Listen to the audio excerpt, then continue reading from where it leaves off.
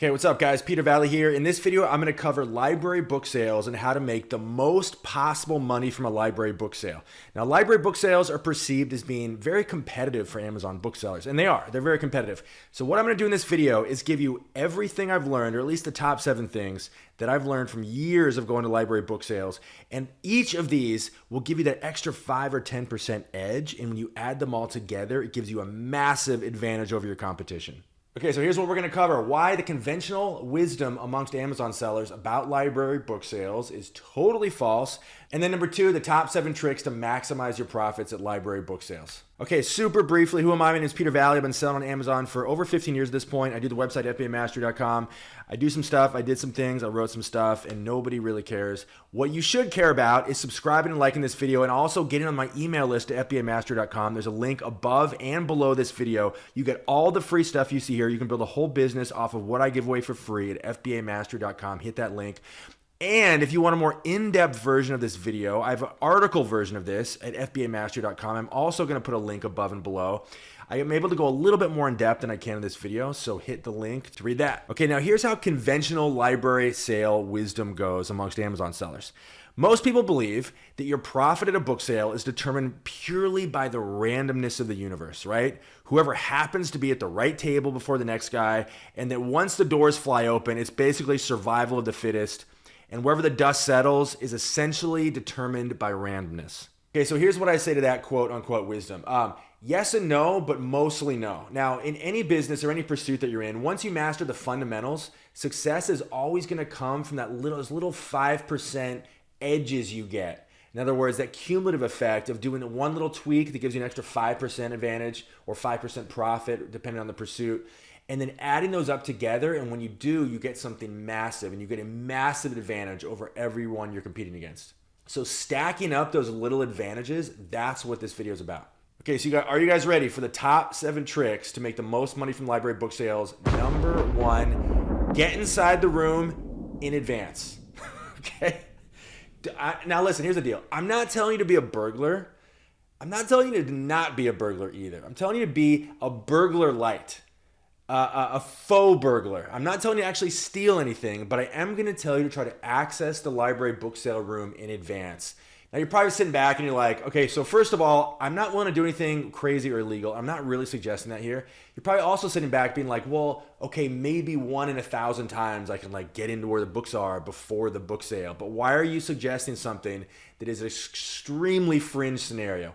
And I'm here to tell you it's actually not. You can actually get access to the room where the books are and where the book sale is being held well in advance of the library book sale. I would say over 75% of the time. This is not difficult. And I'll get into the reasons as to why you should do this and why it's so profitable here in a second. But the thing to understand is library book sales are not held in Guantanamo Bay prison. Okay, these are held in just generally in rooms off to the side inside of a library. Oftentimes you will see them outside the library, and that's where this trick becomes more difficult. You'll see them at I was just at one where there's a huge warehouse offsite that they only own solely for the twice annual book sale. So you'll see that sometimes. So this works better when the book sale is being held inside the library, because again, it's a library. It's not Guantanamo Bay prison, right? So generally, you just do a lap around the room. You can find a side door open, and again, I'm not suggesting anything that has any. This is a victimless crime. Okay, but man, has this paid dividends for me. I'm gonna tell you the reasons why this is so profitable. Now, I'm not gonna spend too much time in this because unfortunately, I think most of you will never do this. But if you do decide to do this, I'm gonna tell you now, I'm not telling you go crazy out of your way, put on a ghillie suit and a war paint and spend 5 hours staking out. That's not what I'm saying, okay? I'm just saying if it's not too inconvenient for you, you can swing by the library the day before, get access to the room where the books are. Here is why that is extremely profitable. Number 1, it gives you the ability to assess the quality of the books. Okay, so you want to know, and if it's a library sale you're not familiar with or a library you're not familiar with, you want to know, is this book sale even worth going to, right? So if you can get into the room in advance, just kind of peruse what they've got for sale. Again, these libraries, if it's not clear, they set up the sale almost always the day before, right? Sometimes a couple days before. So everything will be set up. So you can see, okay, what's the quality of the books? That's very, very important. Is this worth going to? Number 2 reason, I think this is actually the most important, to map out the layout of the room in advance. Okay, so everyone has their categories of books they deem to be most profitable, right? And there's no really objectively correct answer here. Sometimes it's just a matter of like what books that you have the most knowledge in. Whatever the case may be, everyone's got their list, right? Most people go right for the textbooks. I got my own list, whatever. The challenge is when those doors fly up in most library book sales, you can't see more than 2 feet in front of you. So you don't even know where to go, right? And time is kind of the essence once a sale starts, especially if there's lots of other sellers there. So what I'm recommending to you is to find out and map out the room in advance so you know exactly where you want to go. Okay, boom. My preferred book category is here. My second favorite's over here. And you kind of map out your route because, again, that becomes extremely difficult once the doors fly open. And the one thing you don't want to do is just head for whatever's closest to the door. That's not a good formula. That's not a good strategy. You want to actually have a strategy in place, and this allows you to do that. Okay, trick number 2, go to the library book sale preview sale. Now this happens often, but not always, where the library book sale will have a preview sale that allows you to get access to the books in the book sale a day before everybody else. This is a huge deal. Now in fact, every time that I've seen, you have to pay to get access to the sale early. And usually how they advertise it is for Friends of the Library members only. Now Friends of the Library, if you don't know, they're usually organizations that put on these library book sales all over the country. It's a decentralized, like, non-organization, I guess you could say. But to become a member, usually all you have to do is you can buy membership at the door of the library sale. So in other words, it's essentially just a roundabout way of just saying, hey, pay us to get access to the books early. And so usually it'll be like, it can be as low as like, I've seen it maybe as low as like $3. It can usually be like $5, $10, $15, something like that. Totally worth it. It's impossible for this to not pay for itself unless you just walk in the door and then immediately go into a coma. It's literally impossible. What's kind of shocking to me is how few Amazon sellers ever seem to go to the library book sale preview sale. It's insane. You'll go in there. You would think that's where they would all go, right? Because you get first access to the books. Why would you not pay $10 if you're guaranteed to make hundreds extra because you get first crack at the books? It's crazy how few people go. In other words, the ratio of sellers at the normal sale to the preview sale is like easily 10 to 1, if not more than that in every instance that I've ever gone to a preview sale. It's crazy. So I just think booksellers are just like skittish about, I don't know. They don't like to spend money to make, I don't really understand it. But again, impossible not pay for itself. If your chosen library book sale has a preview sale, it is mandatory that you attend. Library book sale trick number 3, arrive early, but not too early. I think most sellers get this wrong, and it's not really like there's a right way. But personally, what I see when I go to library book sale, I see people who've been camped out sometimes for hours. I think that's completely unnecessary. So I'm telling you to get there early, but I'm not telling you to get there like hours early. And yes, there really is such a thing as too early. My opinion on this is to get there 20, maybe 30 minutes early. Not an hour, not 2 hours, not the night before, okay? This isn't the Britney Spears concert ticket debut, okay? 1 hour early I think is excessive. I just don't think you get that much of an advantage. You know, you're maybe, like 20, it depends on how big the sale is, but oftentimes there'll be a huge line. Usually it's not the hugest line in the world. But the point is, if you get there an hour early, what's your advantage? You're getting like 20, 30 people ahead. To me, that's personally not worth it. If you're just a morning person, you're like, heck, I would just be sitting on my porch anyway. Then by all means, just go camp out. But for me, I'm usually waking up for these sales. I'm not an early riser. And I want to sleep as long as I can. So I think anything more than 20, 25 minutes is excessive. But I'll tell you what's worse.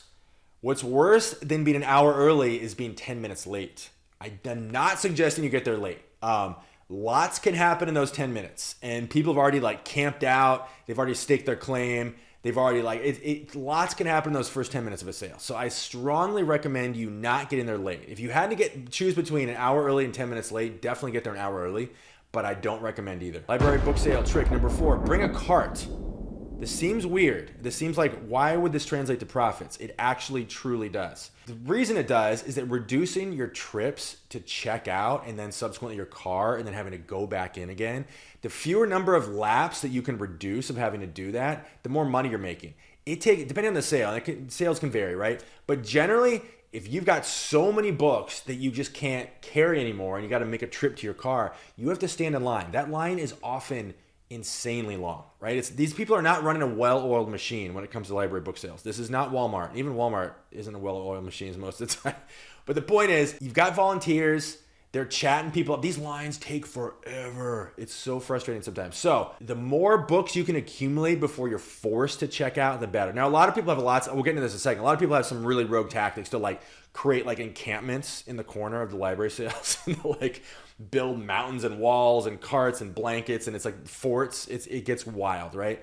So we'll get to that in a second. But assuming you're not going to do that, have a cart. Now, why do I say cart? Well, a cart actually is, in my opinion, the best sort of vehicle here.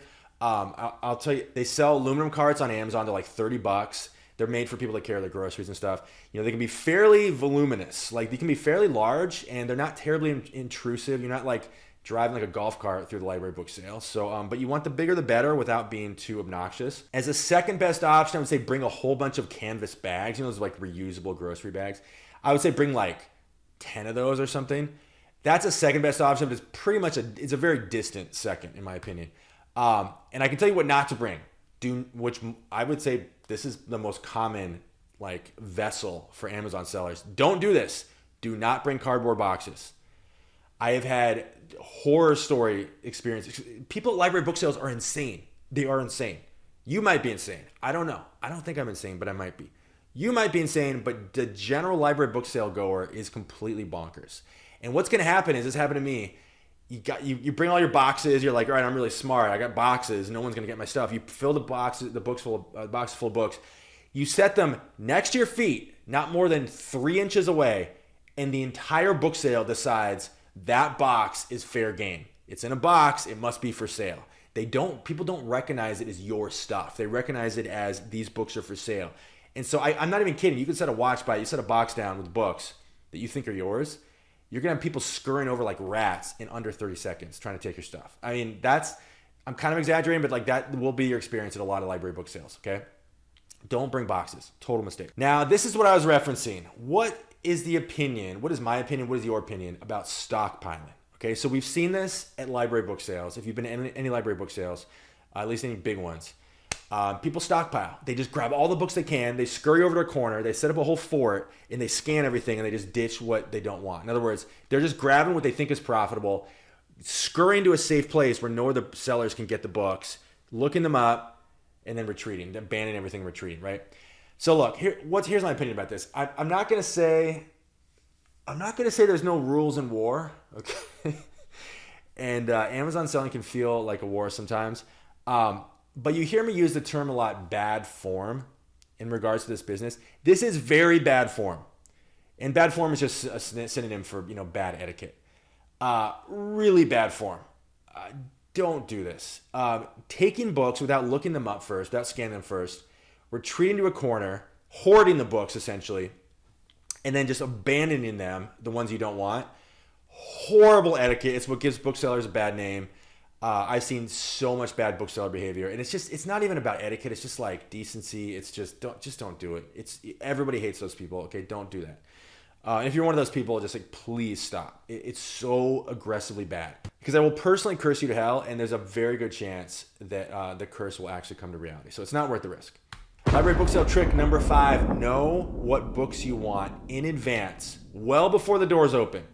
Well before the library sale is even announced, you should have a list of books, book categories that you deem to be the most profitable. And if you're not if you're an experienced book seller, you already have this list in your head. Okay, you don't need me to tell you this. If you're not an experienced seller, try to think about your recent past. In other words, hopefully you have a little bit of experience, and just think about the most top book categories that you've noticed, the patterns you've seen. If you don't have that list, I actually have a separate video and article. It's like I think it's the top 10 or 12, one of the two.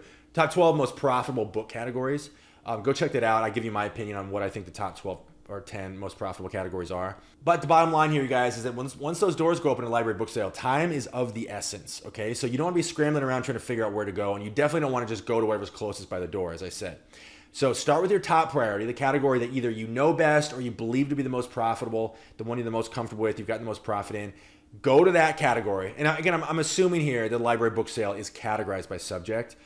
There's a huge range as to what degree of granularity that these book sales categorize their books in.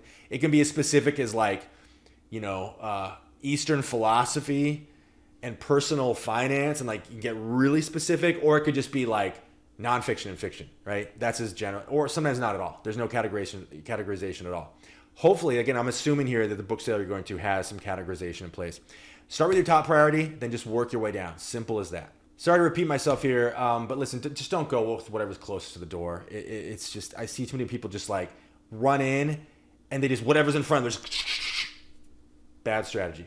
Library book sale trick number 6. This is my personal favorite, or the one that's the least obvious. After every book is gone, you went to the sale, you might have made 10 trips in, back to your car, back. After every possible profitable book is gone, where there is a 0% chance there is any profit left to be had, go back in. Go back in. The reason I'm telling you to go back in is that you are 100% wrong that there is 0% profit. You didn't get all the profitable books. You just think you did. And I had to learn this personally the hard way. It's been very humbling. I've had some experiments where I forced myself to go back in, and I realized I didn't get every book. I didn't even get even close to every profitable book. And it's a really interesting exercise. And I mean this seriously. When you get to the point in the sale where you're like, there is nothing left, I can promise you you're wrong. That's the point where you go back in and you start to question your assumptions. Now, by questioning your assumptions, I mean go over sections that you're 100% sure that you picked every book out of, sections you've already gone over. Go to sections you're 100% sure have no value. A lot of us have assumptions about, for me, I'm just weird about children's books. Like I see people sourcing children's books. I've never gotten it. I don't get it. I still believe to this day, it's really hard for me personally to make money in children's books, but I know people that swear by them. Question those assumptions. Go to those sections. Okay, library book sale trick number 7. Get the leftovers. This is kind of an advanced move, you guys. Actually not hard, but it is an advanced move that not a lot of people do. What I'm telling you to do here is go up to the organizer of the book sale after the sale is over and negotiate to get every book left behind. Now, there are only some very narrow circumstances in which I will do this. One, if there's no bag sale at the end. If you guys know what a bag sale is, usually the last day, they'll have like, $5 all you can fit in a bag or whatever. If there's a bag sale, it does not make sense for you to get the leftovers when you can get books that cheaply anyway in the bag sale.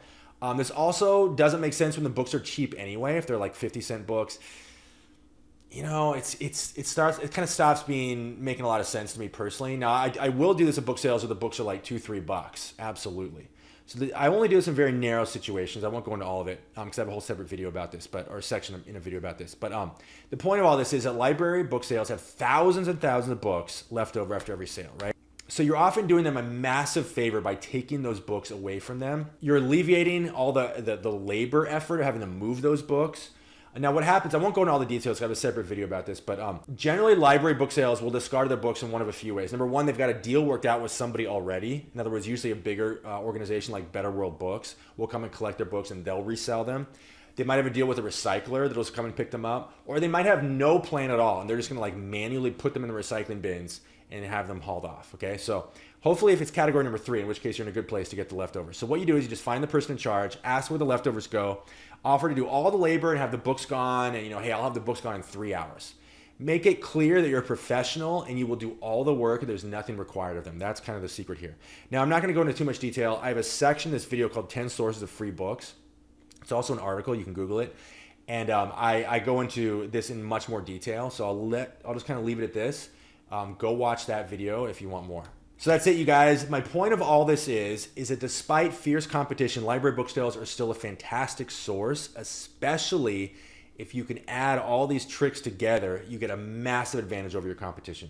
So that's it. This is Peter Valley signing off. Don't hesitate to reach out with any questions, peter@fbamastery.com. And I got a couple more things for you. You got a 3-part mission now. You want to hear what it is? Number 1, subscribe to the YouTube channel. Mandatory. Got to do it. Hit the link right now. Get tons more videos like this. Number 2, get all my free stuff at fbamastery.com. I'm going to put a link below this video. You get all these free reports, free web classes. You can build a whole business off of what I give away for free at fbamastery.com.